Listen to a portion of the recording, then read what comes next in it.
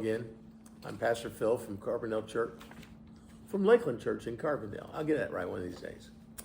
Today's July 24th, and we're reading Isaiah 35 and 36.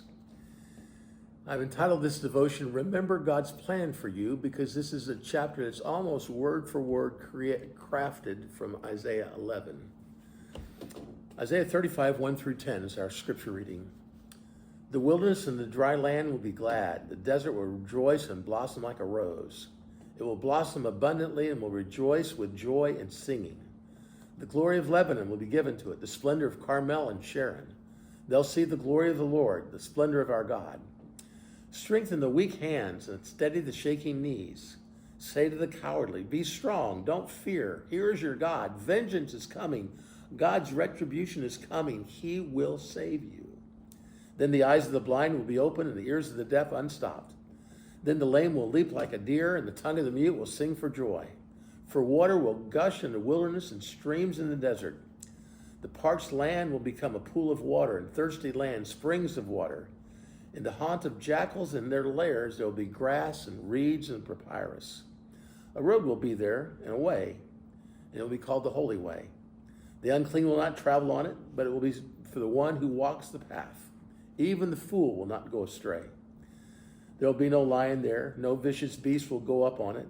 They'll not be found there, but the redeemed will walk on it. And the redeemed of the Lord will return and come to Zion with singing, crowned with unending joy. Joy and gladness will overtake them, and sorrow and sighing will flee away. Isaiah puts this right in the middle of a bunch of other judgments on different nations. And when you're tempted to think everything's going to fall apart, here's Isaiah saying, wait a minute. Let's go back and remember what God has done. Let's remember God's plan for you. Here's his plan. Say to the cowardly, be strong, do not fear. Here is your God.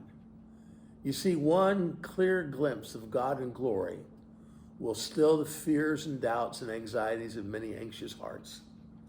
But listen to the last two verses.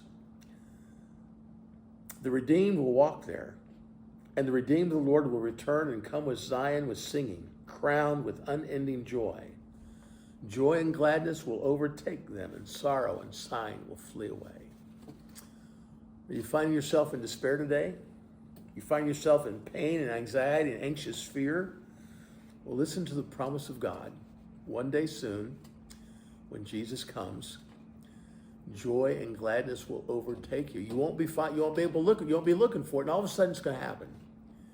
And then all of a sudden you'll return to the place where God has set up his kingdom. An unending joy will be your experience, and sorrow and sighing will flee away. What a promise we have.